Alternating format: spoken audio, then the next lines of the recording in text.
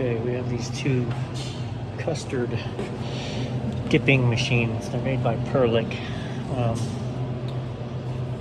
They're saying that neither one is actually temping proper. The coils look fairly clean, right? They're 290, so that sucks. So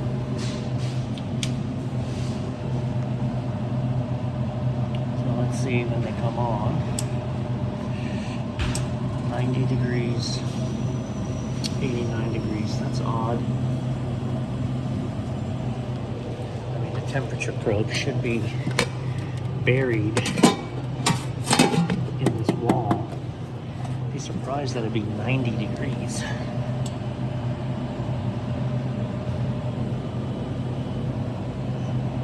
Heard you've got fans running. Which wait till you see these little things. These are the most garbage, just tiny, tiny little baby DC fan motors. Compressors like the size of a grapefruit.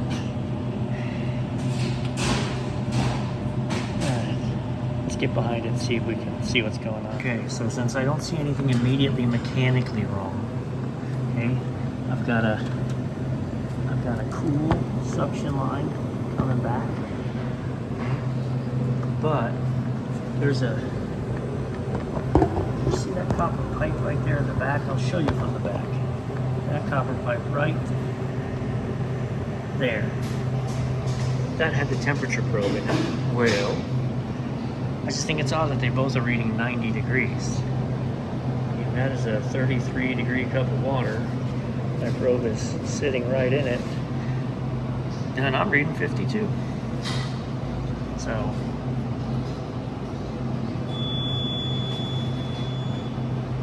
do we have a controller or do we have a temperature probe problem? This is simple enough because, I mean, this is breaking one leg of power. I could replace this with my my Inkbird controller.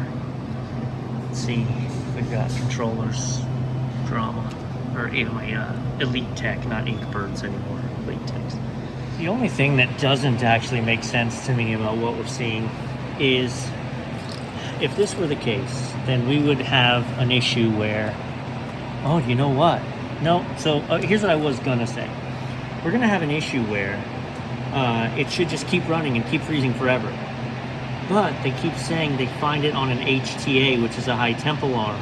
And I bet a high temp alarm shuts down the unit. So this unit, starting from square, is going to take an hour or an hour and a half before it actually pulls down. They would benefit greatly by dropping custard in it, helping drop the temperature. So, I'm going to replace this controller. I'm going to replace this one controller. And like I said, why would both probes go out? But let's go out and grab a new controller. Because the unit's kicking on, unit's cooling. Let's see. Again, this is as dumb a unit as exists.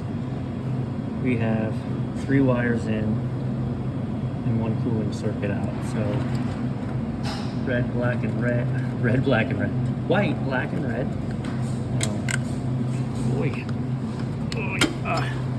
Okay. So Perlick goes away.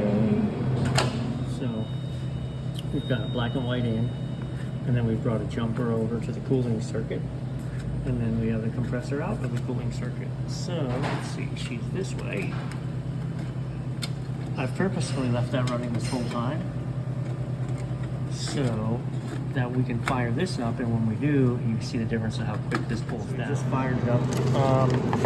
Actually, I get this on Amazon, and I looked to replenish, and they were gone. I don't think I need this. I can tell you what they are, but so F1 sets your temperature, 2 is your differential, 3 is your delay. Don't worry about 4. That's if you want to offset anything, and then 5 is the rest of the world or America. So we hold the wrench down. We change this to F5. Nope. Alright, we change this to F5. Bang, and we hit power, and now America. Alright, now you're speaking my language. Now we're going to take set temperature. Oh, I gotta stop hitting power. Power is how you finalize it. So let's go with set temperature. And I'm not sure what that one was set for, we'll see. But I want to see what it gets down to, right? So let's just set this for, let's say 0. No, let's not, let's set it for 15. Well, okay, so they want their temperature, they want their custard temperature to be, I think, about 17. So let's set this for 10.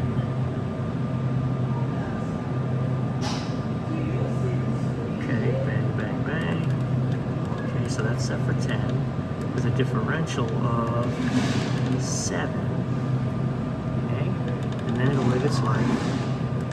And F3 is going to be our delay, so we hit 0. Bang. Yep, she started up. Okay.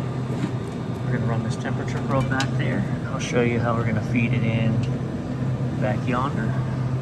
So there was this pipe and it was crimped, so I uncrimped it. But let's look at this original one, okay? And look at where the crimp is so that you can look at how much probe we need to get up in there, right? So it's about 1.5 feet.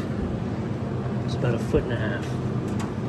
So I'm going to do the same. I'm going to run this inside so I can put all my walls back on. And I'm going to mark it with a piece of tape, which is going to do 2 things. It's also going to let me crimp down on a piece of tape. So fun fact, I just slid my probe up in there.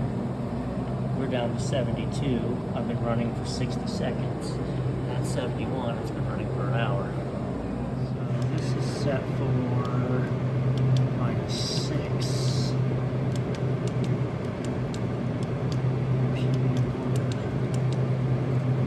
Alright, so we're going to change this one to -6.